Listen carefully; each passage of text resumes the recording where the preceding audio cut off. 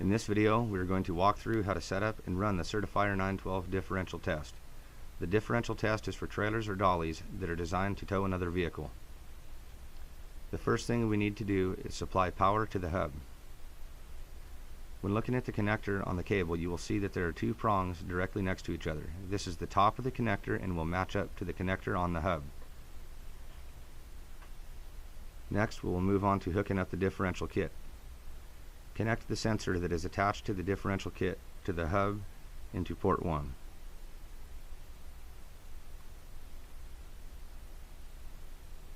I will then connect the service airline to the differential kit.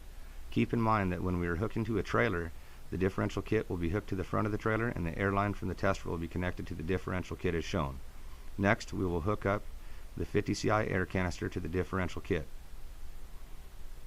It is crucial that the arrow on the differential kit be pointed towards the air canister. I will then take a sensor and connect the air fitting into the quick disconnect on the differential kit. Then I will connect the electrical connector to the hub, which I will be using port 2 as shown. The final part of the physical setup is to block off your emergency airline so there is no air loss. I can now move on to setting up the software for the differential test. Now that we are at the computer, we will want to open the Certifier 912 software. When the software opens, click the Vehicle Info tab. Here I will input the serial number, which I will be using 5647 diff test for this video. Then I will input our customer information, followed by the operator of the machine.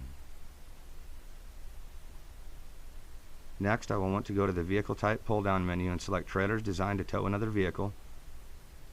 And after I'm done inputting my information, I will select the Hub tab at the top of the screen.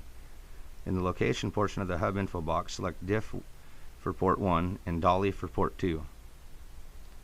After my locations are set, I will select the Diff Pressure Test tab at the top of the screen. I will then click the Run Test button on the screen as shown.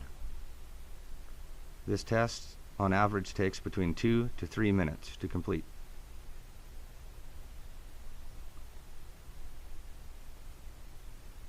Once complete, you will see a graph appear on the screen. If you look at the top right hand corner of the graph, you will see a pass or fail depending on the results of the test. I will then select the Show Data Chart box, which shows all of the numerical values of the test.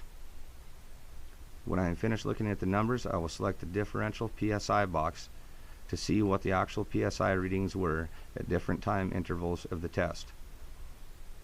I can also select the Diff versus DOT spec box to see the DOT specifications in red and our actual readings in blue. Here you can see that we are well below the DOT specifications. Next, I will click on the Reports tab where I can see the numerical results of my differential test on the report. After I am done looking over the report, I will click the Save button, which will erase the information on the screen.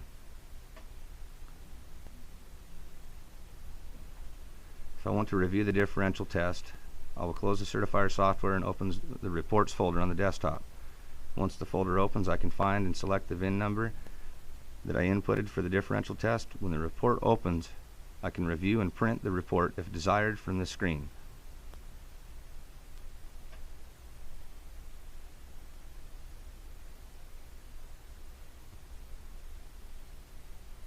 Thank you for watching Lite-Check's training video for how to set up and run the Certifier 912 differential test.